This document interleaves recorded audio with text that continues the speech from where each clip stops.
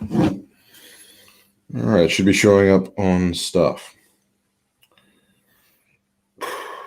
And also here.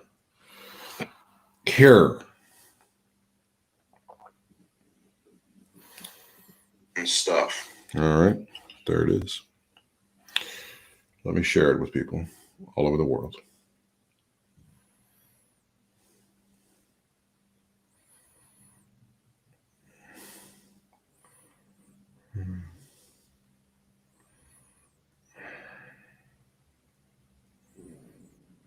All right, I'm all shared. Sharing is caring.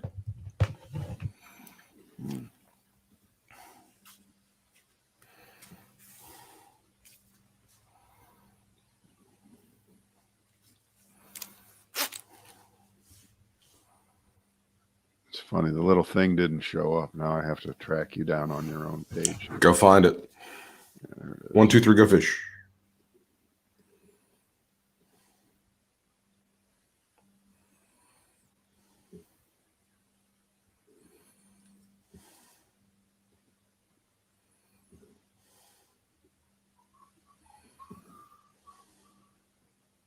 Okay. I think we've got it. I am rolling and ready to go when you are ready. Yeah. Okay.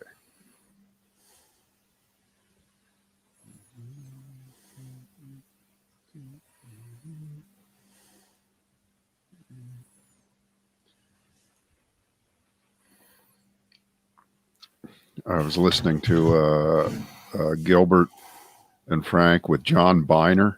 Yeah. Holy fuck, that guy is funny. He's very funny. I've always thought he was quite underrated. He's got a lot of good stories too. But his voice impersonators are just weak.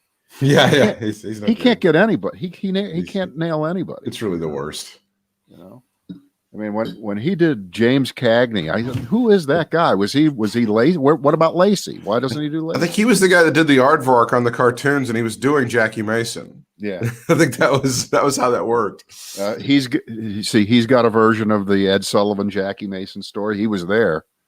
He was on the show that night. So did he flip him off or not? I will have to listen, I guess, on the You have to listen. Gilbert Gottfried Sings and You Don't Want to Hear Him Sing podcast. He didn't sing on this one. Thank God. Okay, let's see here. Are we ready? We are. These the Brad and Britt cast. We're glad you're with us here. You may be live with us in the 1:30 Eastern Time hour or later on from the world of podcasting. It doesn't really matter. The entertainment, it's timeless. It really is. It's like visiting those places up in Kentucky where they store the bourbon. You just open the door and it smells. That's true. We always smell, no matter what. By the way, I've just figured out, and as Trump just flops around like a dead fish that you just pulled up and well, it isn't dead yet, but it's just flopping on the pier there. Yeah. I've just figured out that he has really been channeling his inner Fonzie for the last few weeks, because what was the word that Fonzie could never say? Wrong. So he would come out and he'd go, I was very and what word can't Donald Trump say? He can't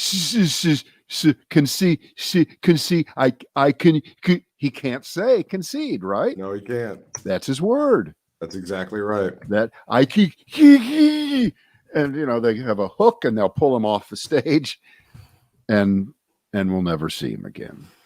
That was the big news yesterday, which broke right as those evening 6:30 broadcasts, which Americans are still riveted to.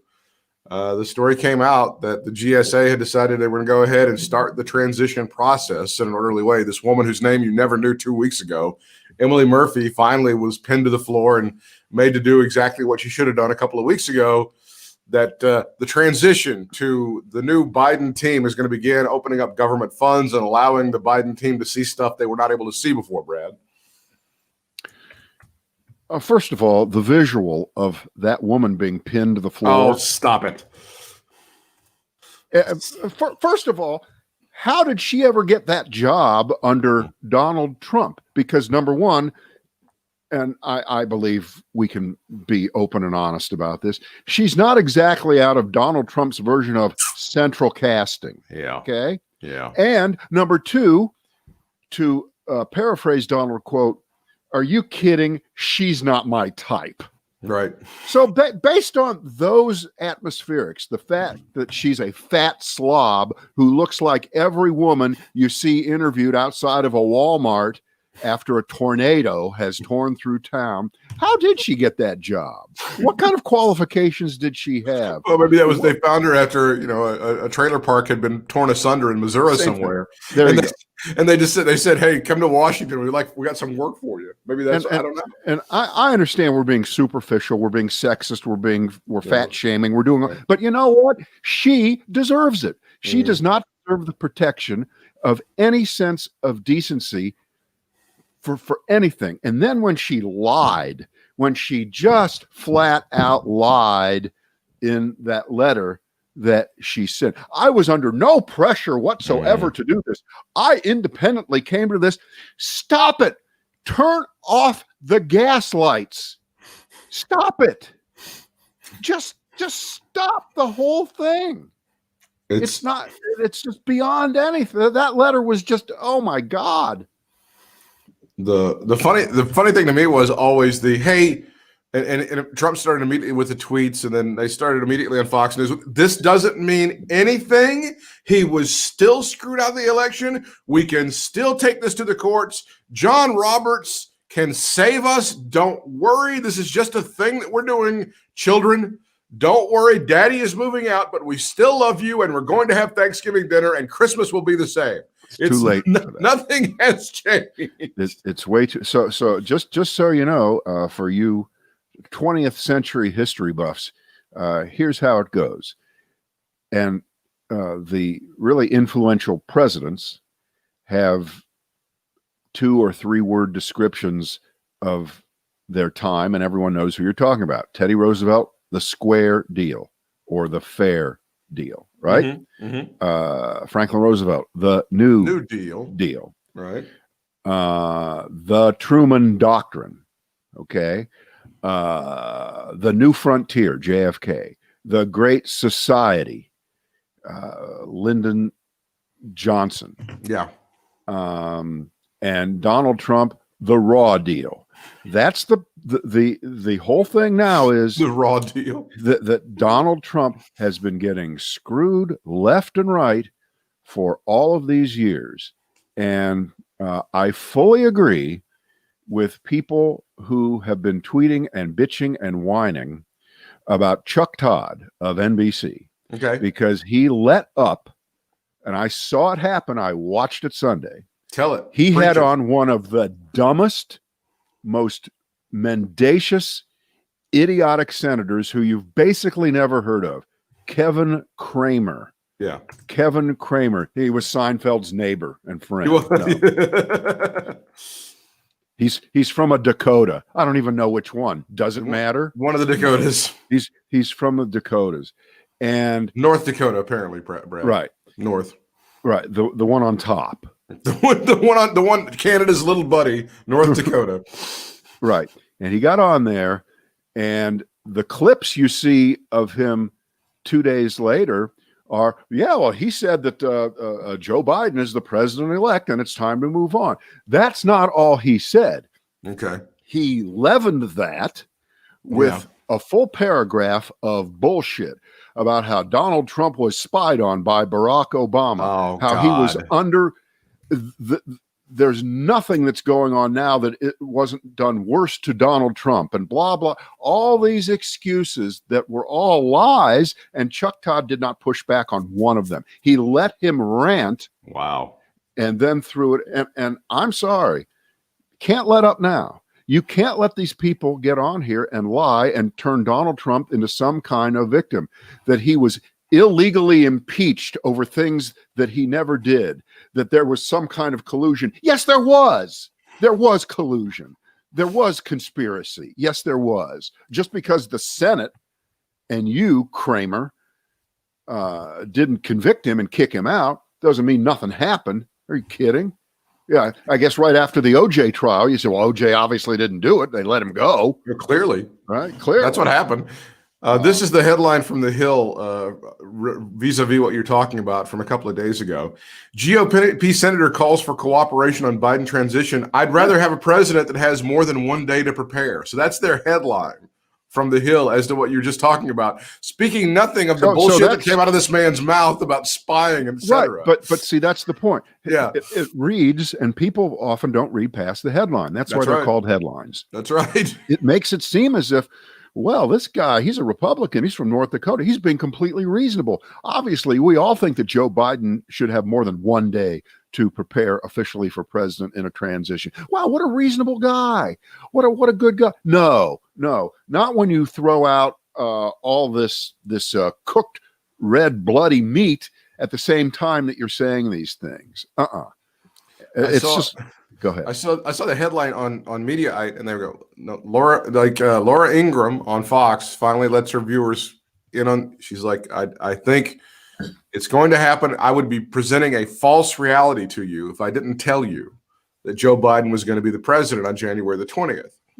Oh, so now you're going to say, Exactly. I'm not going to present a false reality to you? Why stop now? That's right. Well, go with it all the way. Which also, the word false reality, you could replace that with alternate facts. Couldn't you? Isn't that the same? Isn't that the same two-word phrase, basically, potato? Yeah, this is the line. This is the line that's been drawn. Yeah, when they literally throw his stuff into a cardboard box and throw it out on Constitution Avenue, right? Yeah, I guess we'll admit that Biden is the president-elect. I love it. Don't you like that wiggle? You know, as long as you don't use the words president-elect, you really haven't acknowledged the truth. It is like we've gone through the stages of grief among the Trump fans, and we went through anger and bargaining and denial, and we're slowly pivoting to acceptance in the teeniest, tiniest way possible. Isn't Never. It? No, that's exactly no. That is exactly the point. There will never be acceptance. And what Trump has been doing the last 3 weeks, and he did it all the way up to within a half hour of us starting this Brad and Britt cast, is never acknowledging the legitimacy of Joe Biden's presidency. And remember the excuse here. Senator Kramer went there.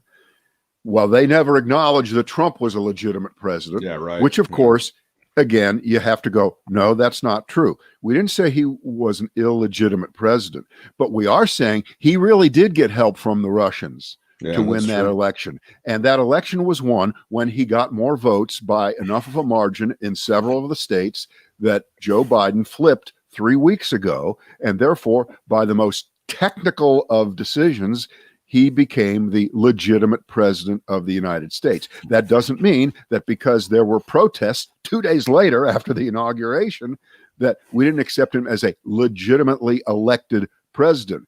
There were no calls for recounts in all of those states. No, there were no challenges in court from Hillary Clinton's campaign. She didn't go to court alleging bullshit. The signatures didn't match, and that the Venezuelans had come. All this other horse shit. None of that happened. And so it's setting up this straw man, false analogy of something that didn't happen that you're ascribing to people then, when it's you that are doing it now, and refusing to acknowledge that Joe Biden, by all counts everywhere, it wasn't even close. He's going to win the popular vote by almost 5% when this is over. I think he's in the mid to high fours right now, and they're probably still counting them.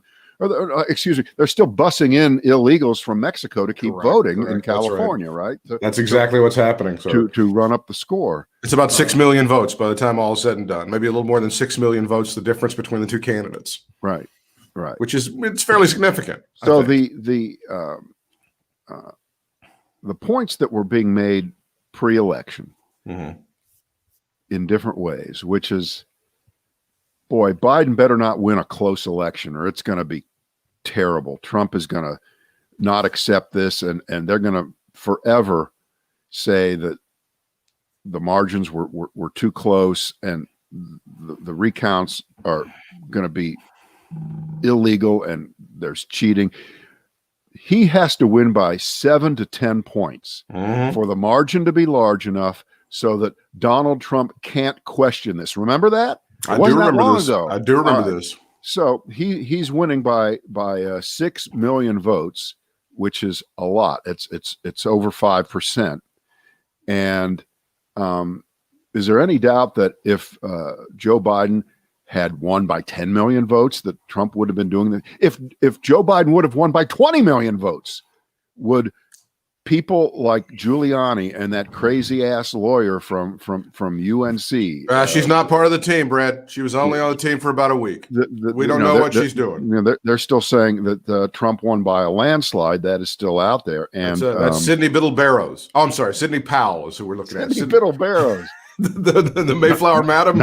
Nice reference to irrelevant story, sir. Sidney Powell from the University of North Carolina, who grew up in Durham, which is where pretty much all the bad shit in North Carolina comes from, Brad. I don't know if you've had the opportunity to see the crazy ass shit that Donald Trump tweeted this morning. He retweeted from Randy Quaid, cousin Eddie from A Christmas Vacation. I can't even really quantify what it was. It looks like a parody. It does not. It looks like somebody who is trying to be funny was making fun of Trump fans. There's one video for an entire minute where flashing lights, green and red, are in Randy Quaid's face as he is close up on a camera. I'm going to do this for our fans. I'm going to put my face like this is about how close it is. Am I right about this, Brad? Yeah, well, I haven't seen the video. I've just read the story. He says he in this similar tone of voice goes, "Fox News daytime ratings are crashing." I'm not kidding. This is what he said. And the difference between 2020 and 2016 was Fox News. And he does this for an entire minute, and you're thinking, this can't be real. But apparently, Donald Trump was jacking off to this stuff, and he signal boosted it to 60 million people and thanked Randy Quaid for his patriotism. I think he also had a picture of John Voight and somebody else. It was that Woods guy, James Woods. James Woods. And he says, why is Hollywood threatened by people like actors with brain? This was an incredible rant fest. You really need to look at this Randy Quaid video. If it hasn't been deleted, it looks like somebody on drugs. And I don't know if it was bath salts. I have no idea if it was meth mixed with alligator blood. I'm not really sure. But it was the most insane shit. And this is how he felt like he needed to most represent his case to the American people. Donald Trump did this morning by retweeting this shit from Randy Quaid, who may be the most insane. Right. Well, obviously, there's nothing left in the holster. Clearly. Anymore.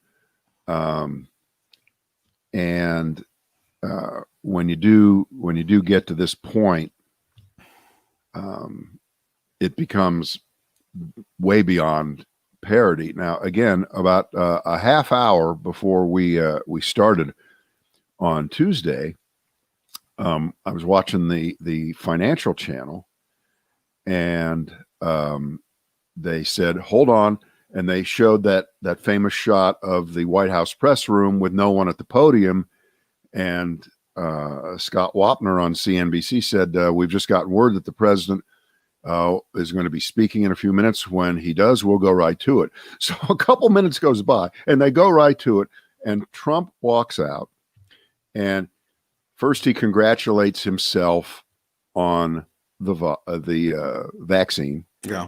Nobody ever thought this could be done. This is the greatest medical advancement under me in the history of the world. And then he spends about another 45 seconds talking about the Dow Jones average crossing 30,000. Nobody ever thought it could happen. Greatest thing in the history of the world. We're doing so well right now. This is just so great. And it was just rumbling through my mind. My God, even at this point, he's so tone deaf.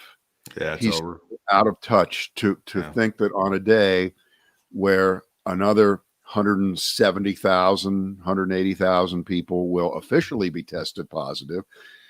And we don't know what factor that needs to be multiplied by for it to be the real number across the country of people who aren't getting tested, who are picking this up and don't know it yet, maybe asymptomatic right now.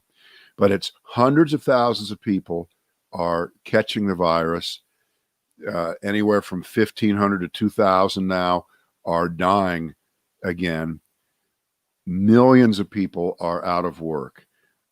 Hundreds of thousands of businesses have closed.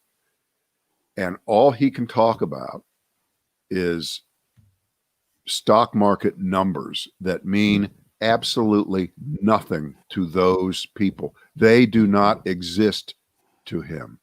He was never talking to them before.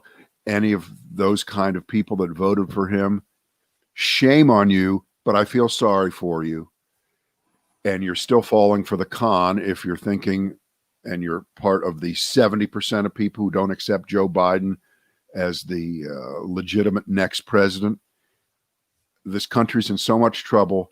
And he comes out, he does that, and he just said, thank you very much, turns around and walks away. Of course, no question. So what are we on, like day 16 of him not answering one question, but coming out and bragging about how he did the vaccine and he did the stock market. Of course, the fact of the matter is the market in the last 3 weeks since the election has been spectacular. And it's not because Donald Trump is president. It's because Donald Trump is about to not be president. There is a difference between those two.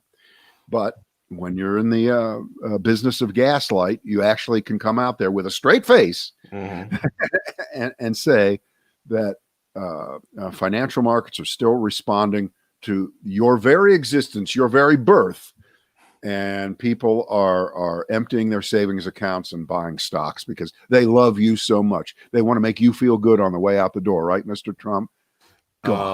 As part of the insanity and swinging at every pitch, I believe we now, because he's been paying a lot of attention to Pennsylvania and also Georgia and Michigan. I think he went after Wisconsin about some fraud. Yes. This is in Wisconsin, somebody has to be definitely confined in order to vote absentee. In the past, there were 20,000 people. This past election, there were 120,000, and Republicans were locked out of the vote counting process. He's tweeting from some idiot from Newsmax. That's not worth. So he's paying attention. He's swinging at every possible pitch that he could in this one and trying to give himself some. I love how now I think what the narrative is going to be from some Republicans as time goes on is like, look how statesmanlike he was when he finally started the transition.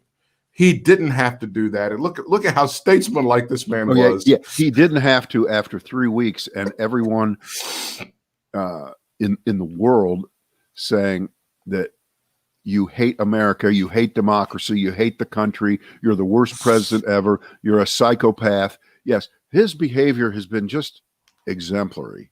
Really, what a statesman. He's really Thomas. He's not even George Jefferson. He hasn't moved on up to shit, but he's Thomas Jefferson in terms of statesman. Like he's just done some amazing things here, Brad.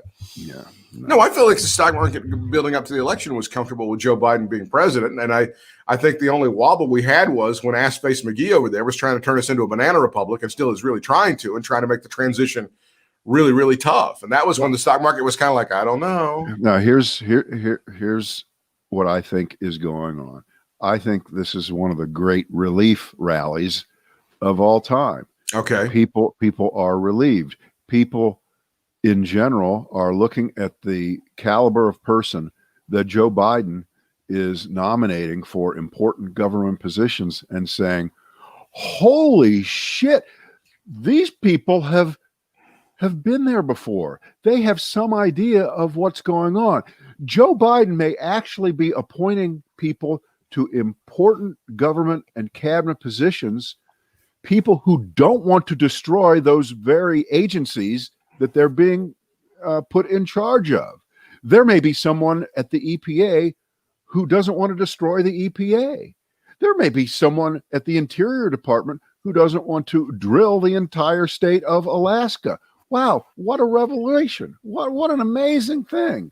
And so people are relieved that they like the nomination for the Treasury Secretary, Janet Yellen, who's had a few jobs. She's seen a few things, Yeah. She's seen a few things. So, well, she's not one of the best people because Donald Trump got all the best people. Right. That's true. These are the leftovers that didn't serve for Donald Trump. You're right. But when you think about this, when Trump was elected legitimately 4 years ago, and it was time to assemble a cabinet, he already had a shrunken down pool of people from previous Republican administrations, people with expertise in a lot of these areas, because it is true, everybody hates Trump. All right. So the only ones that were left were people who hated Trump, but whose personal ambition allowed them to look the other way and say, okay, well, this will still look good on my resume. I'll do it. Or like Rex Tillerson, the guy who was the Secretary of State for a while, he was already done, had proven himself at Exxon for 20 years. So he had nothing to lose. He wasn't trying to use this as a stepping stone for some other job. So he said, okay, I'll serve. Right. So he had a few people like that. But in terms of anybody, was there anybody that served in the George W. Bush administration that went to work at a high level for Donald Trump? I don't think so. No, I don't think so. I mean, that Reince Priebus, he was the chief of staff for about 5 minutes, and he'd been head of the Republican chairman of the Republican Party. That was about it. Didn't he get fired on the tarmac at Andrews? Didn't they fire him like right in the truck as they got off the plane? It's either that or Trump fired him taking a shit on the toilet with a tweet. I can't. There's so many different great stories. Hey, not that my sympathy for Reince Priebus is so great. I mean, he's a piece of shit, and he knew what he was doing when he took the job. I mean, but still, he fires him like right in the Bronco. So the point is, Trump had a very, very small group of single A ball players, in effect, to assemble his roster from. That's extremely kind. Joe Biden has the entire swath of the Obama lineup and a lot of people from Bill Clinton's presidency, if they haven't aged out. And you can't age out anymore, as you know, since apparently the cutoff age now for appointing people to government or running for office is 97. So anything under 97 and you're still in the game. So that's exactly right. I have noticed this as I go over and peruse Fox for a little bit, and I don't ever really have the sound on. I think I am seeing a pivot on those primetime programs to the criticism of Joe Biden. I think some of them have given up mostly the fight for concession and that Donald Trump is actually going to win the election and that this could go to the Supreme Court and that John Roberts and Brett Kavanaugh are going to save us. I think they're starting to pivot toward the socialism, the liberalism, the communism that Joe Biden is going to rain down upon this country. I think that's absolutely. the pivot. I don't think there's any doubt about it. It'll be the president whose name shall not be spoken at a certain point very, very quickly. And that will be the key for all those Trump lovers to either face reality or go watch one of the junior league networks over there. Now, I will tell you, I did take a bullet last night. Oh, what did you do? Well, you know, the wife and I are watching the Dancing with the Stars. It's the last show of the season. Now, one of the fun things that you and she do together. I DVR it because the commercial breaks are just insufferable. Right. I mean, I really want to see promotions for Big Sky 75 times. I don't need to see that. Whatever that is. Right. It's a David Kelly show. It's probably pretty good. It's a David E. Kelly show. Oh, I like him a lot. Right. Anyway, but I reached the point where I had a few minutes to kill during the playback. So I checked out the Fox show, the 9 o'clock Fox show. And lo and behold, and I don't know what the deal was, maybe somebody knows this, on the screen, it looked just like what we do on our live Brad and Britt cast. It was just two heads. One of them was not Sean Hannity. It was, you ready? Of course, one of them was Lindsey Graham, of course, and the other one was Trey Gowdy. And they were just talking to each other. There was no Hannity. So I guess Trey Gowdy was the guest host. Maybe so. So what does that mean? Does that mean that Sean Hannity doesn't want to face the face the people anymore over this? Is No, he walking away? It's Thanksgiving week. I was always going to have a vacation. I'm not just slumping away. I'm not doing that. I'm going. Thank you for the explanation. I didn't know. Well, don't you think? Have they done the ceremony where the turkeys are allegedly pardoned? Because I don't think Donald Trump's. I think it's today. He's not going to pardon the turkeys. There's no way he's going to murder those turkeys on. The only turkey he's going to pardon are himself and his family. See what I did there? I think one is called corn and the other's cob. I think that's what. Yeah, it's pretty funny, isn't it? It's hilarious. God. Yeah. Well, they did that bit on West Wing, and they had to switch turkeys. They got two of them, and they had to switch them at the last minute because they were nervous about the one not acting right on television. But I think he's going to murder those turkeys on national. He's going to shoot that turkey on Fifth Avenue. Well, apparently Cobb actually referred to Biden as President-elect Biden. Ah, I see. And he's done. It's going to be like that Sarah Palin video where they just get slaughtered and the blood's draining out of them in the background, right? Isn't that what's going to happen? That is what's going to happen.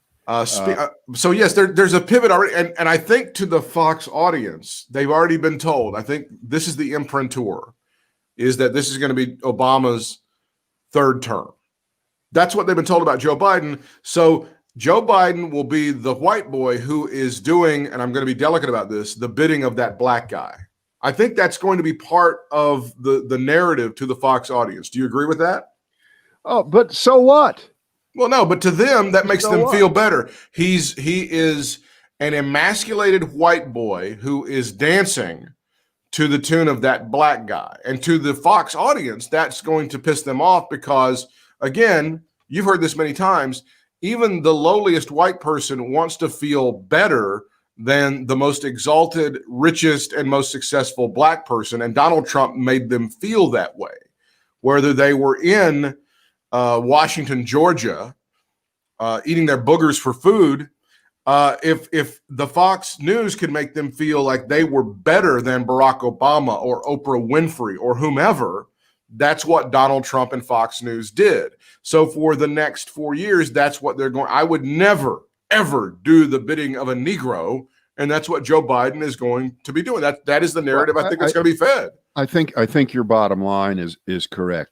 If there's any way to somehow associate racism, against Obama, who's not the president anymore, right, via Joe Biden, they'll do it because what else do they have? Speaking of all that, our old friend Eric Muller from the University of North Carolina, law professor, the same school that produced Sidney Powell, same school. He is out with a piece in the Atlantic, and you want to talk about Brad doing nitpicking, Brad going deep on a subject. Yikes. He rips apart the concept of whether Trump can pardon himself. This is interesting.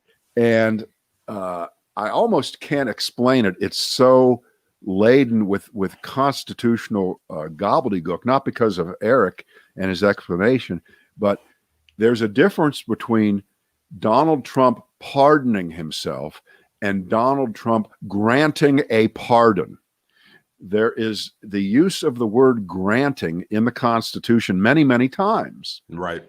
And when you associate the word granting with an act, it changes whether that act can be performed on a person who is performing the act, or whether it automatically is a transitive verb that means that Donald Trump really can only grant pardons to other people, but not himself. It is the deepest, densest piece I have ever read in American history. I threw it out and picked up War and Peace. What was his conclusion? What conclusion? TLDR. What was his conclusion? It's possible, but it's unlikely, or what? He believes that Trump is out of luck, that he is not able to grant himself a pardon. Okay. He can pardon himself, but he can't grant himself a pardon. And since the Constitution says a president can grant pardons, he may not be able to do it to himself. And what that really means is we can look forward to our friend Eric Muller testifying before Congress one day when they hold hearings against Trump Well, this for leaves us various- with yeah. well, this leaves us with another doomsday scenario that some liberals have been talking about. Some folks on our side of the aisle is that he resigns, let Mike Pence become president for Right. a day and a half or whatever, and then Mike Pence pardons him. And of course, Yeah. my dream scenario to top that dream scenario is that Mike Pence promises to do it, but he doesn't do it, just to screw Donald Trump in the very end, because all of this has been wrestling, and that's what should happen. I like that because Mike Pence, man of God, realizes that his political career is over. Yeah. And this is what, again, we've talked about for 4 or 5 years. Isn't there at least one Republican at that level that doesn't want the first line of their obituary or their Wikipedia entry forever? Doesn't want it to say, he did the bidding of Donald Trump and helped the downfall of the United States of America, the world's formerly leading democracy, by giving in to the dictatorial tendencies.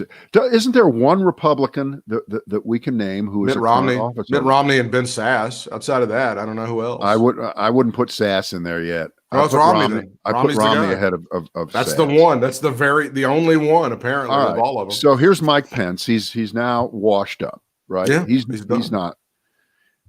And so he gets God at the very end here, Right. and does what you said. Right. Refuses to grant a pardon to Donald Trump. Because remember, he can't just pardon him, he has to grant a pardon. Technical, nitpicky, but accurate. But there's a legal difference. Yeah, absolutely. Based on what Mueller said, I agree. I mean, it's the Gerald Ford sort of scenario. Even though Gerald Ford, did not make any winks or nods toward Richard Nixon, he did what was right for the country in pardoning Nixon and got on with the business of the country. But I'm not sure. I would look, and again, the Mike Pence scenario, if you go through with this and you believe in this stuff, is that maybe Donald Trump wasn't as mean to the gays as Mike Pence would have liked him to be. Therefore, and then Mike Pence somewhat thinks that he will have some sort of viability as a candidate in 2024 by doing this, by showing some independence from Donald Trump. I don't know. I think instead of getting bogged down on what Trump will do. Well, but that has to be addressed. Hang on. I think it's more important to think about what will be done after Trump is gone. And I'm going to operate under the assumption that Trump won't try to grant himself a pardon and he won't resign, and Mike Pence will do this. Will Donald Trump be investigated by the next Attorney General and the Justice Department for all kinds of things, including violations of the Emoluments Clause, self-dealing, and all the kind of corrupt things that he did while he was in office? Because that's the real question. I think that's what's gonna matter. Well, I think the stuff in New York's going to be way more important because he can't be pardoned for that. That's right. The stuff. I mean, I fully get the idea that the Justice Department may say, well, since we don't have any current things that we see that we want to investigate right now, because they have a choice of what to look at and what not to look at. And since there are all kinds of things already moving along in the state of New York and the Southern District of New York, we're not going to open any new investigations into Donald Trump at this time. They can say that. That's a James Comey-like kind of thing. We're not investigating Trump at this time. What does that mean? You mean in a time in the future? I'm just saying at this time. So, well, the stuff in New York has the possibility of taking down the entire family. Yeah, so that's why I'm saying that if you're Joe Biden and you're the U.S. Justice Department, and in this particular case, you're not going to have a president doing what Trump did, which is getting on the phone to his attorney general, telling him what to do and what not to do, or sending out signals via Twitter, or holding press conferences to say, well, Attorney General X, he sucks if he doesn't do that. All the kind of things that Trump did, again, that should have gotten him impeached let alone we're talking about the possibility of him not being touched by U.S. justice in the future, not New York State justice. But I think if you're Joe Biden and you've already got an entire 40% swath of the country that has been convinced by the con man, liar, demagogue, autocrat, thug, creep, criminal Donald Trump that he was cheated out of a second term, or as they like to say in Weimar Germany, a stab in the back, which was how Hitler got his start, that Donald Trump was stabbed in the back by the entire U.S. government deep state. And by the way, let's hear it for the deep state. Yeah, deep state's winning. Good job, deep state. Deep state's winning. Deep state. I had deep state by 2 touchdowns in Vegas, and I think they got it. I think they covered. Right. So since Trump is getting nothing right now from what he's doing, and he's going to be an ex-president in less than 2 months now, and you're Joe Biden, and you really want to live up to what you were talking about during the campaign and what people who know Biden's character think it is, he really does have the best interests of the country placed just slightly in front of personal ambition, getting rich off the presidency, enriching his friends, and sucking up to dictators around the world. He's got a pandemic that who knows how many people are going to be infected 60 days from now. And that has nothing to do with a vaccine. No, I mean, that is baked into the cake right now. There is going to be no relief from the numbers that are growing if Americans don't take severe steps and really get their shit together. And what are the chances that Americans are going to take the severe steps and get their shit together in enough numbers to bend this curve back down? It doesn't look like there's any chance. The resistance is growing every day, isn't it, Britt? Well, the airports are packed. I mean, see, you've seen the stuff about the airports being packed right now, and people are like, fuck it. I did see this one survey.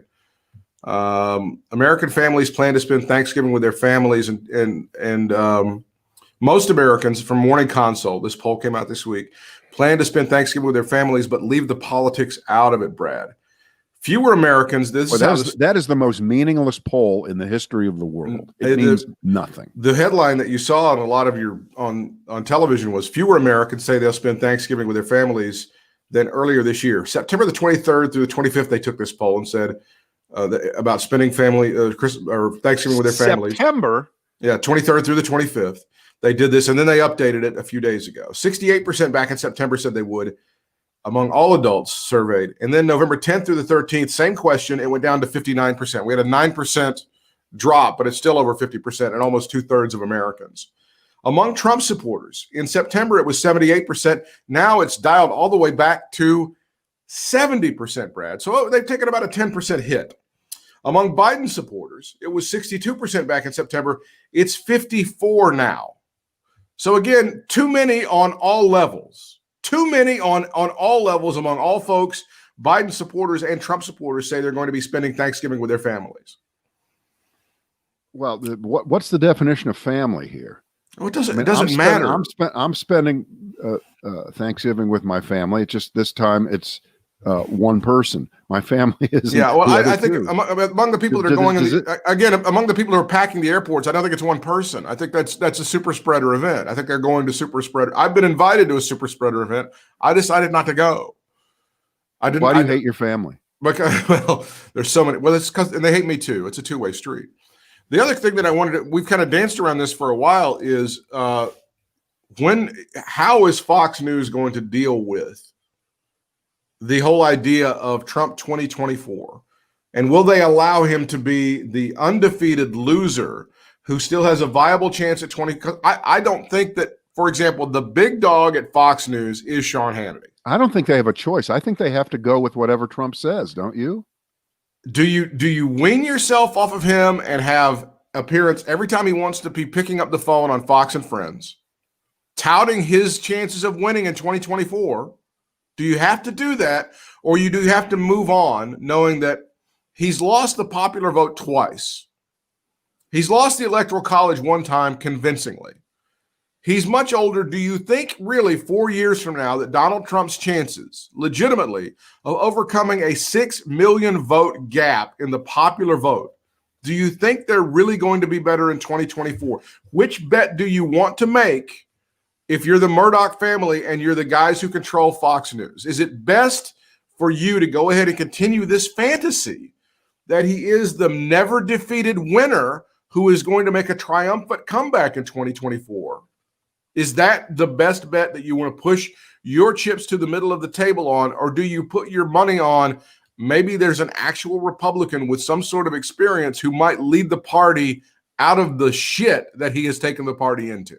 I think they're going to do exactly what they've been doing, and doing it with greater frequency in more recent times here, the last few months, where during the day they completely acknowledge that Joe Biden is the president, and they do hard coverage on Biden, and they trash him as you would expect them to do. And at night, nothing changed. Donald Trump was stabbed in the back by a system that would not allow for legitimate counting of all the real votes, or however they want to term it. And Donald Trump will be the victim, because he's still box office. He is still box office to those people that loved him. And just because he, quote, only got 73 million votes, which is plenty more than he got 4 years ago, and Fox has been able to cull a nice percentage of that to make a good living.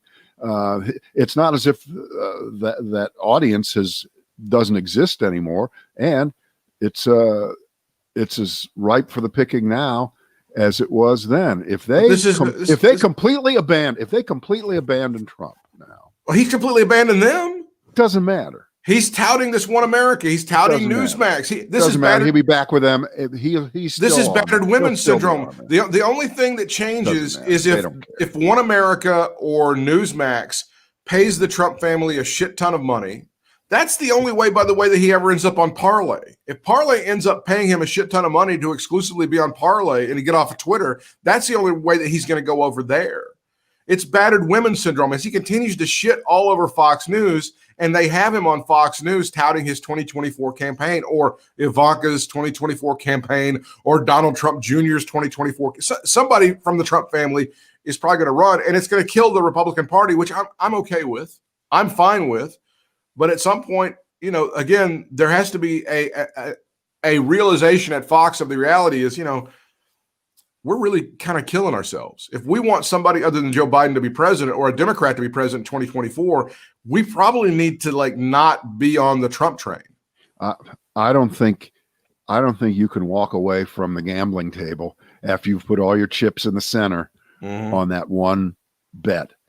And okay, so that bet didn't work out, but it just didn't work out. You did make the right bet. It just didn't work that time. And since you do have the audience erosion issue, and you can just be the opposing channel. You can treat Biden just the same way they treated Obama. I got no problem with that. Same way. It's the promotion of somebody. And at the same time, why would you not go with Trump? Is that your best? Is that your best chance to beat Joe Biden in 2024? Donald Trump. Legitimately. Hang on. I think you misunderstand who the Murdochs are. Well, but no, eventually they're only about making money. And no, they but they don't really care that Trump lost. That's the true, Murdoch but family doesn't care. But no, at the end, they figured out that he lost. They figured out when he started screaming at them about taking Arizona back on election night, they were like, "No, fuck, this guy's a loser and he's done." And they started trashing him in the New York Post, and they kind of backed away, and they refused to make that guy on Fox News pull Arizona back. Right, and Fox, to their credit here, stuck with the call that they made that turned out to be right. 100% right. As you know, just as with personnel in the Trump administration, you are rewarded for lying, and you are fired for being for telling the truth. They told the truth as they saw it. Now, of course, Fox would have been better off. This is actually true. They would have been better off if they would have called Arizona for Trump that night and been wrong about it, and then he'd still love them. He doesn't care so much that you're wrong, as long as you're wrong and or lying or distorting your information. But Fox, as odious an organization as it is, does have a separate, unaffected group of people who made those calls on election night. I mean, you have to give them credit on this one. They really put it all out there, because had they been wrong, you would have never heard the end of it from the rest of the press. Absolutely. But they were right. So, but you're right about one part of it. This is going to be like the Steele dossier for 2 or 3 years. Sean Hannity every night is going to have dead people voting in Wisconsin, and they're going to have ballots found in a dumpster and in a porta potty in Michigan, and they're going to have all of this stuff is going to all of this shit's going to be happening for 2 or 3 years. He's going to bring this shit up every single night. But they'll always be tied to this anchor that is Donald Trump. But here's what I think is the problem for them. And this is going to be probably a broader problem. And Trump, in his own sick way, will be right. There will be slightly less interest in people watching the news on cable TV in prime time in the evening all day long, because there isn't a fucking freak show in Washington anymore. Yeah. Okay. Now, that's actually a good thing. It is. It's a good thing. And these networks will see some audience erosion, but who stands to lose the most here?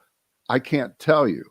Do the networks that were more in opposition to Trump all the time now not have Trump as their opposition to beat up every night, CNN and MSNBC? Or is it the network that sucked up to Trump and was the beneficiary of being the only kid on the block, really, that was taking that point of view?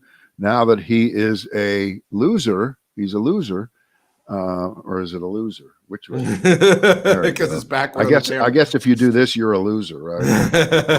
for doing it. But that's not of concern, really, and it shouldn't be, and it isn't to people in this country who can't get their fucking kids out of their house to go back to school because we have a pandemic that Donald Trump is largely responsible for setting the atmosphere for it to be allowed to be spread across the country and have marches and people going nuts. I mean, I think there's a chance he may fade into irrelevance more quickly than we know. Everybody is so positive that he's going to be a part of our life every day, forever. That, hey, have you gotten this one yet, Britt? Hey, what are you guys going to talk about with Trump not there anymore? Yeah, I've got that. Yeah. Because we were around before Trump. We'll be after we're going to be around after Trump. And he's herpes. He's never going away. I think that is part of it. I don't think so. Yeah, and it's not just him. It's Eric, and it's Ivanka, and it's Don Jr., and it's eventually Barron, and it's Tiffany, and it's Shlomo, and Zeppo, and Harpo, and Chico. What you're really saying to me is, this is the final thing today. What you're really saying to me is that I will relish the idea of reading about the royal family in Britain. Yeah, way more than I will ever want to have to tolerate putting up with news about Trumps for the rest of my life. You're going to be where's Barron going to college? You're going to be begging for a story about Meghan Markle taking a dump somewhere in Toronto. That's exactly what you're going to be wanting, and so badly. Okay, all right. Let it be marked right here. Goodbye, ladies and gentlemen.